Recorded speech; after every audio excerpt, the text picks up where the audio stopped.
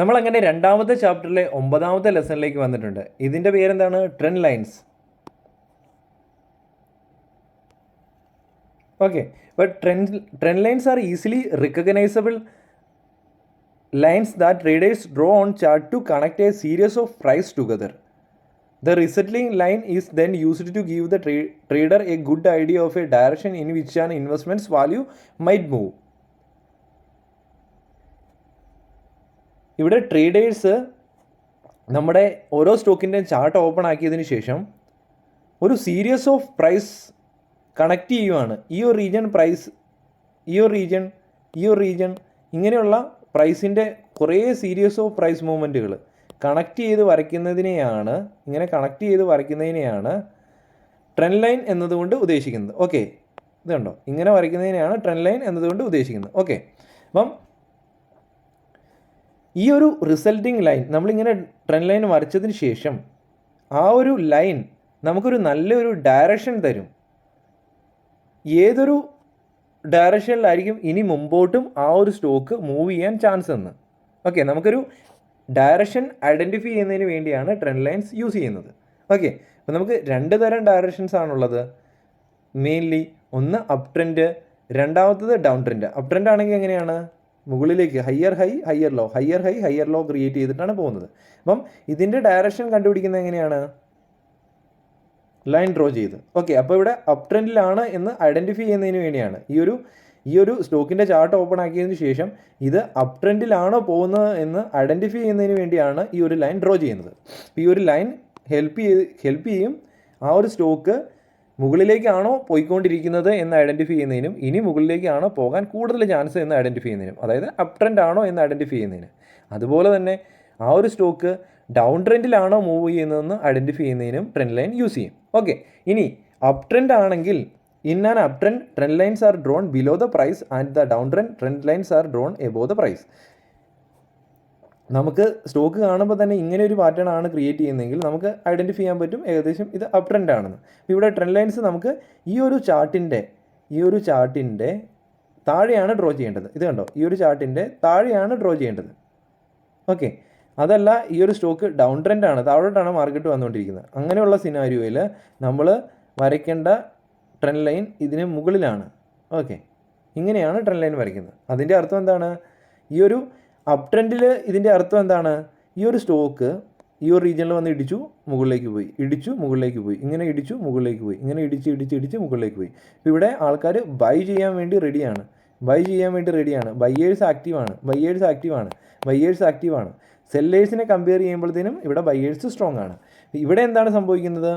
ഇവിടെ ഈ ഒരു ലെവലിലേക്ക് വന്നു കഴിയുമ്പോഴത്തേനും അവിടെ സെല്ലേഴ്സ് ആക്റ്റീവാണ്. അപ്പം ബയ്യേഴ്സിനേക്കാളും സെല്ലേഴ്സ് ആക്റ്റീവാണ്. അതുകൊണ്ട് സെല്ല് ചെയ്ത് വീണ്ടും താഴ്ത്തു വിടുന്നു, വീണ്ടും മുകളിലേക്ക് വന്നു, വീണ്ടും താഴ്ത്തു വരുന്നു, വീണ്ടും മുകളിലേക്ക് വന്നു, വീണ്ടും താഴ്ത്തു വിടുന്നു. അങ്ങനെ സെല്ല് ചെയ്ത് താഴ്ത്തു വരും. ഇവിടെ സെല്ലേഴ്സ് ആക്റ്റീവാണ് ഈ ഒരു ലൈനിന് മുകളിൽ. ഈ ഒരു ലൈനിന് താഴെ ആരാണ്? ഈ ലൈനിൽ ആരാണ്? ബയ്യേഴ്സ് ആക്റ്റീവാണ്. ഓക്കെ, അപ്പം നമുക്ക് മറ്റൊരു രീതിയിൽ വേണമെങ്കിൽ പറയാം, ഈ ഒരു ട്രെൻഡ് ലൈൻസ് ഒരു സപ്പോർട്ടാണ്. ഓക്കെ, പ്രൈസ് ഈ ഒരു ലെവലിലേക്ക് വരുമ്പോൾ സപ്പോർട്ട് എടുക്കുന്നു. ഓക്കെ, ഇതൊരു ബയ്യേഴ്സ് ഇവിടെ ആക്റ്റീവ് ആയതുകൊണ്ട് തന്നെ നമുക്കിത് പറയാൻ സാധിക്കും ഇതൊരു സപ്പോർട്ട് ലെവലാണ്. ഓക്കെ, അതുപോലെ തന്നെ സ്റ്റോക്ക് പ്രൈസ് താഴോട്ട് വരുവാണ്. അതിനനുസരിച്ച് ഈ ഒരു മുകളിൽ നിന്ന് ഇവിടെ സെല്ലേഴ്സ് ആക്റ്റീവാണ്. ആ ഒരു സിനാരിയോയിൽ നമുക്ക് പറയാൻ സാധിക്കും ഈ ഒരു റീജിയൻ ഒരു റെസിസ്റ്റൻസ് റീജിയനാണ്. ഈ ഒരു റീജിയനിൽ റെസിസ്റ്റൻസ് എടുക്കുന്നുണ്ട്, ഇവിടെ ഒരു റെസിസ്റ്റൻസ് എടുക്കുന്നുണ്ട്, ഓക്കെ,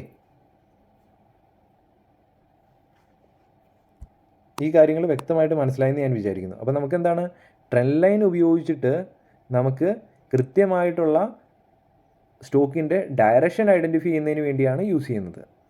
ഇത് മനസ്സിലായെന്ന് ഞാൻ വിചാരിക്കുന്നു. അപ്പോൾ നമുക്ക് താഴെ ഇവിടെ ഒരു ഹിന്ദുസ്ഥാൻ യൂണിലിവറിൻ്റെ ചാർട്ട് ഓപ്പൺ ആക്കിയിട്ടുണ്ട്.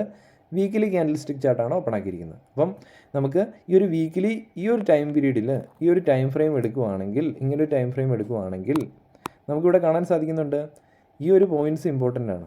ഈ ഒരു പോയിൻറ്റ്സ്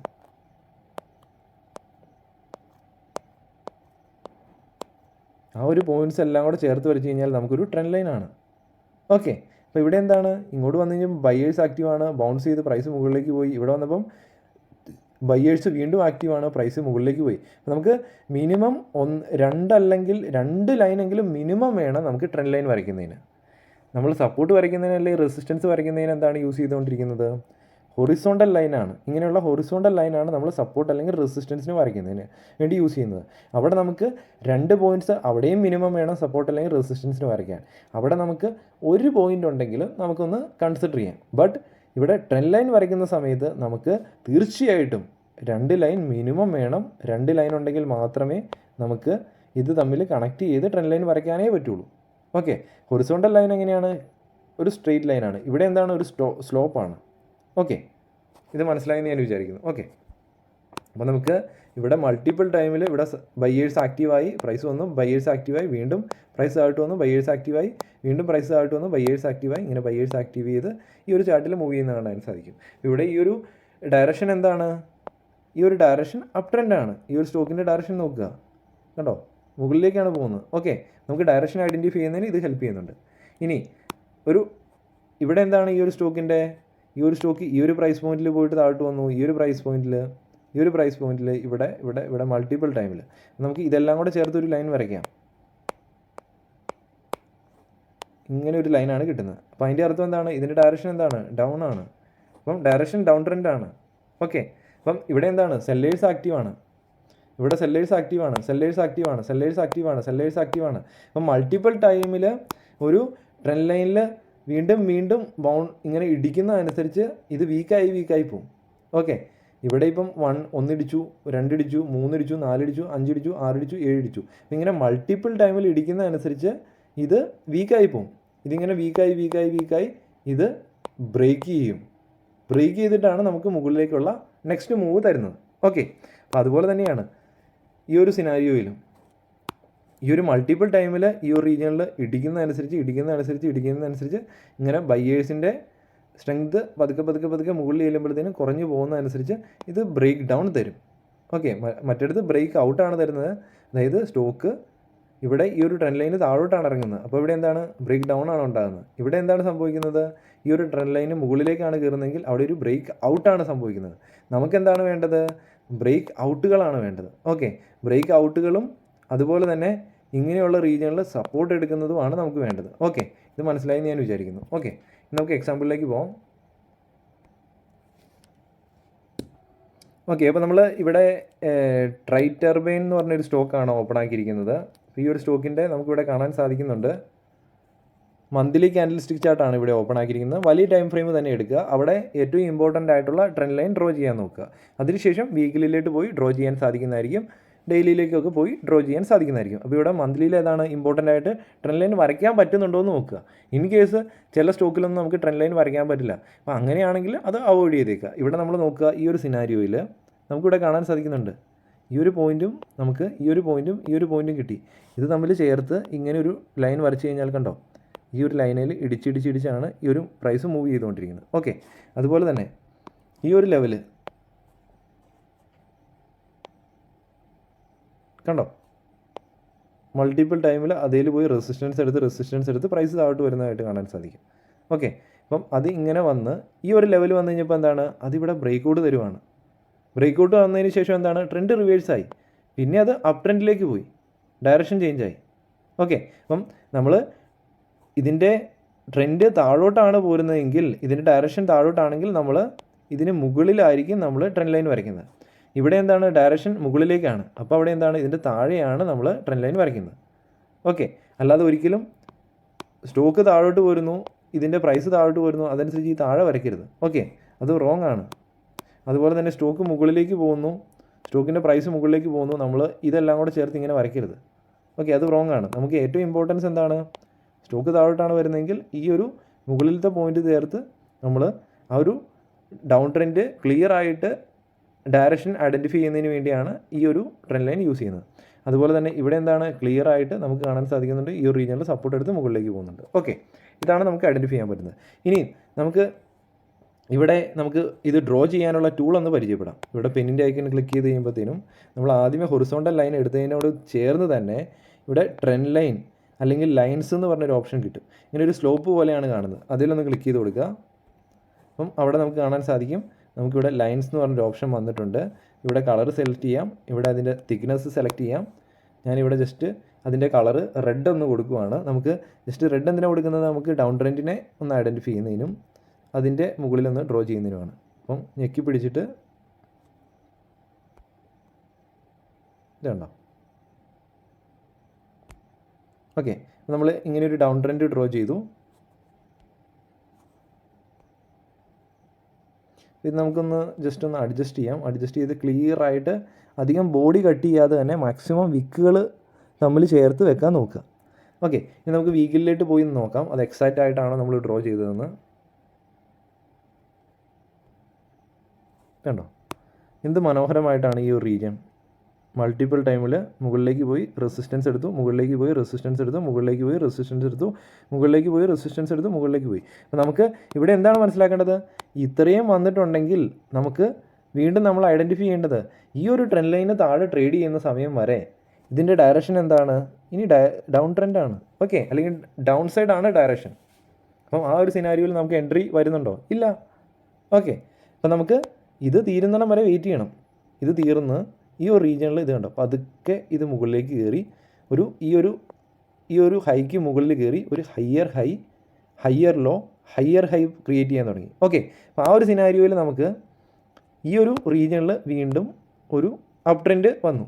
ഓക്കെ, ആ ഒരു അപ് ട്രെൻഡ് വരയ്ക്കാം. അപ്പോൾ നമുക്കവിടെ ഡയറക്ഷൻ ചേഞ്ച് ആയി എന്ന് മനസ്സിലായി.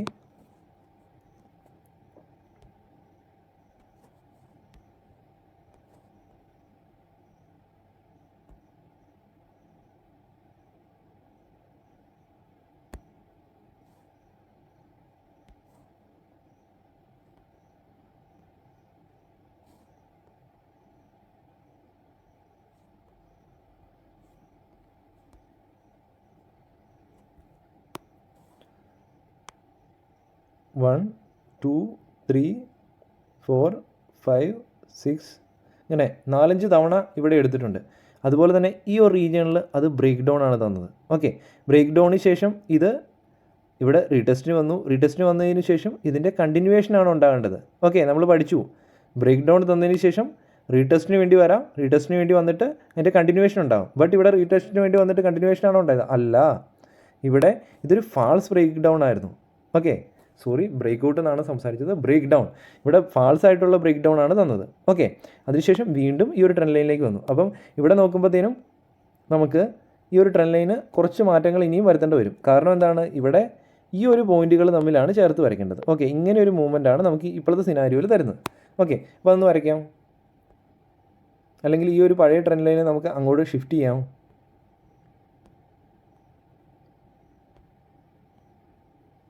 നമുക്ക് കറൻറ്റ് സിനാരിയോ, നമുക്ക് ലാസ്റ്റ് സിറ്റുവേഷനാണ് കൂടുതലും പ്രയോറിറ്റി കൊടുക്കേണ്ടത്.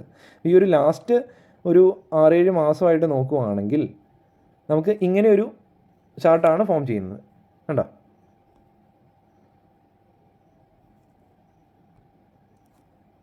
ഇവിടെ എന്താണ് ഡയറക്ഷൻ നമുക്ക് കാണാൻ സാധിക്കും. ഇപ്പോഴും ഇതിൻ്റെ ഡയറക്ഷൻ അപ്സൈഡ് തന്നെയാണ്. അപ്പം ഇതിന് താഴെ ബ്രേക്ക് ഡൗൺ തന്ന് വീണ്ടും ട്രേഡ് ചെയ്യാൻ തുടങ്ങുമ്പോഴാണ് ഇതിൻ്റെ അപ്സൈഡ് ഡയറക്ഷൻ മാറുന്നത്. ഇപ്പോഴത്തെ നിലവിലത്തെ കണ്ടീഷനിൽ ഇതിൻ്റെ ഡയറക്ഷൻ എന്താണ്, അതായത് വലിയ പ്രൈമറി ഡയറക്ഷൻ എന്താണ്, ഇത് അപ്സൈഡാണ്.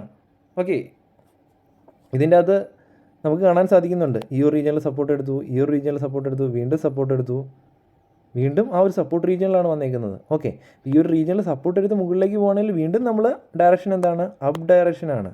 അതല്ല, ഇവിടെ വന്നിട്ട് ഇതിന് താഴെ വന്നു ട്രേഡ് ചെയ്യാൻ തുടങ്ങി, ഇങ്ങനെ വന്ന് ഒന്നുകിൽ റീടെസ്റ്റിന് വന്നിട്ട് വീണ്ടും ഇങ്ങനെ ട്രേഡ് ചെയ്യാൻ തുടങ്ങി.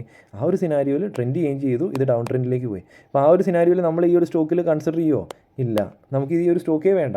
ഓക്കെ, നമുക്കിത് മുകളിലേക്ക് പോകുന്ന സിനാരിയോ ആണെങ്കിലും മതി ഈ ഒരു സ്റ്റോക്ക്. അല്ലാത്ത സിനാരിയോയിൽ നമുക്ക് ആ ഒരു സ്റ്റോക്ക് വേണ്ട. ആ ഒരു സ്റ്റോക്ക് നമ്മൾ അവോയ്ഡ് ചെയ്യും. ചാർട്ട് ഓപ്പൺ ആയി കഴിയുമ്പോൾ തന്നെ അവോയ്ഡ് ചെയ്യും. അത് നമ്മുടെ അപ് ട്രെൻഡിൽ നിന്ന് മാറി അത് ഡൗൺ ട്രെൻഡിലേക്കോ അല്ലെങ്കിൽ സൈഡ് വേസിലേക്കോ ഒക്കെ പോയി. ഓക്കെ, നമുക്ക് സൈഡ് വേസിന് നമുക്ക് പ്രയോറിറ്റി ഉണ്ട്, ബട്ട് ഡൗൺ ട്രെൻഡിന് നമുക്ക് തീർച്ചയായിട്ടും പ്രയോറിറ്റി ഇല്ല. ഓക്കെ, കൺസിഡർ ചെയ്യുന്നതിൻ്റെ അത് പ്രയോറിറ്റി ഇല്ല. ഓക്കെ,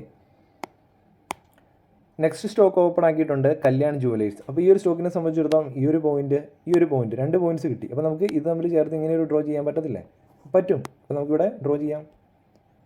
നമുക്കിവിടെ എന്താണ്, ട്രെൻഡ് ബിയറിഷ് ആണ്. നമുക്ക് ജസ്റ്റ് പഠിക്കാൻ വേണ്ടിയാണ് നമ്മൾ ഡ്രോ ചെയ്യുന്നത്.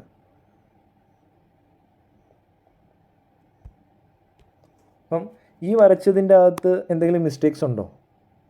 അതായത് ചെറിയ മിസ്റ്റേക്ക് ഉണ്ട്. കാരണം ഇവിടെ നമ്മൾ കുറച്ച് ഇവിടെ ബോഡിയൊക്കെ കട്ട് ചെയ്യുന്നുണ്ട്. നമ്മൾ മാക്സിമം ബോഡി കട്ട് ചെയ്യാതെ നോക്കുക.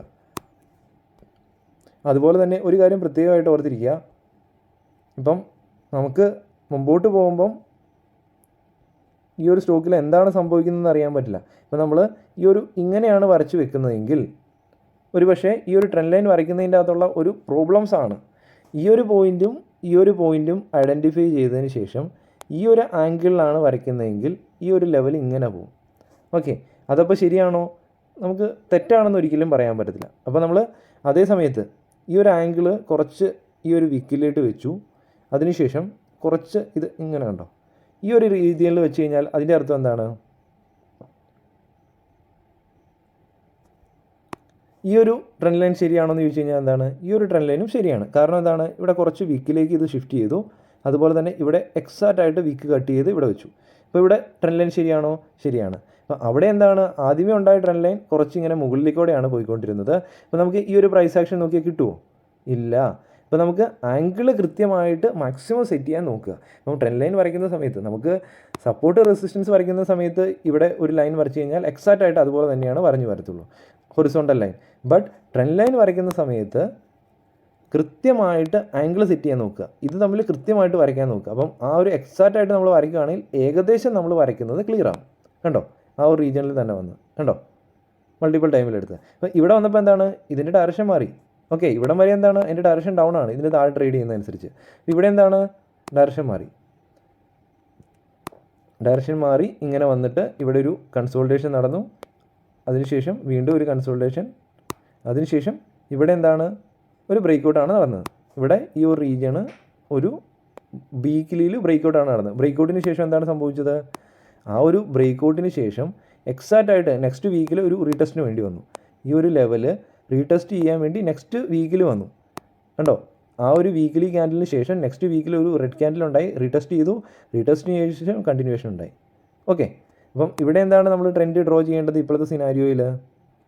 ഇപ്പോഴത്തെ ലാസ്റ്റ് സിനാരിയോയിൽ നമ്മൾ ഡ്രോ ചെയ്യേണ്ടതാണ് ഈ ഒരു പോയിൻറ്റ്സ് എല്ലാം ചേർത്ത് ഇങ്ങനെ ഒരു ട്രെൻഡ് ലൈനാണ് കിട്ടുന്നത്. ഓക്കെ, അപ്പോൾ നമുക്ക് ഡെയിലിയിലൂടെ ഒന്ന് പോവാം. അപ്പോൾ നമുക്ക് കുറച്ചും കൂടെ ക്ലിയർ ആയിട്ട്